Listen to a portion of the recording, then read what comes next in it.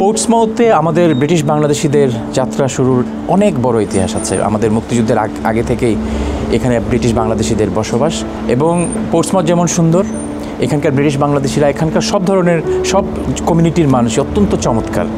তারা খুবই অতিথিপরায়ণ, আর আমাদের ব্রিটিশ বাংলাদেশিদের অতিথিপরায়ণতার কথা তো নতুন করে বলার কোনো কিছু নেই।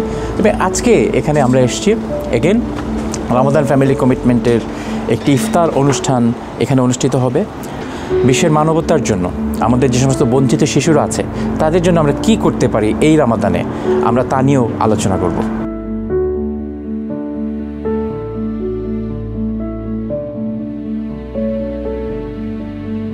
You may be asking, why are we having this session? The purpose of this is to raise money. What brings us here as human beings? That's the most important thing. We in Portsmouth are known for having very big hearts. We are very generous people.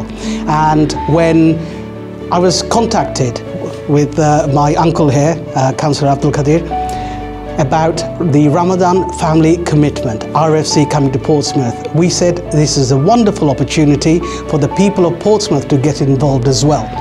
Channel এসের মাধ্যমে হাজার হাজার মানুষ উপকৃত হইরা। আমরা এই মাসে সবই চ্যারিটি দেই।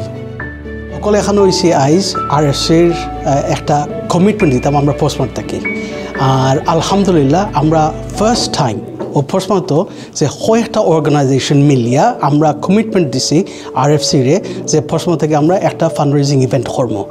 আমরা প্লেজ করছি যে তারা এইবার আমরা সাপোর্ট করতাম। আমরা সব একই মত যে এবার আমরা পোর্টসমাউথ চ্যানেলসের মাধ্যমে RFCরে আমরা 100% সাপোর্ট করতাম। 100% ডোনেশন পলিসি বিশ্বের সব দেশে যারা গরিব আছে মুসলমানদের ভিতরে কন্ট্রিবিউট করে, ডিস্ট্রিবিউট করে। আমি আশা করব আপনাদের কাছে আপনারাও এগিয়ে আসবেন। আমরা খুব শীঘ্রই আপনাদের দরজায় নক করব এটার প্রোগ্রাম নিয়ে। So especially in like Portsmouth, every single brother, sister, please do come and join and do a sadaqah. It's our duty to do a sadaqah, so every single person, please do come and join them and help them.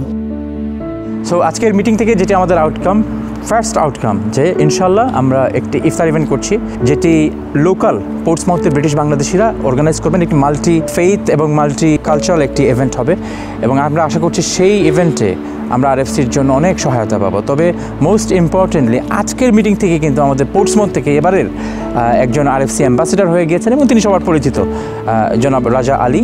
তাকে আপনারা সবাই চেনেন, অত্যন্ত ভালো ভালো কিছু কাজ করছেন, বিশেষ করে ব্রিটিশ বাংলাদেশি স্টুডেন্টদেরকে নিয়ে তিনি কাজ করছেন, এবং তিনি হয়েছেন পোর্টসমাউথের প্রথম অ্যাম্বাসেডার। হোপফুলি ইফতার ইভেন্টে আরও অনেক অ্যাম্বাসেডার আমরা দেখব।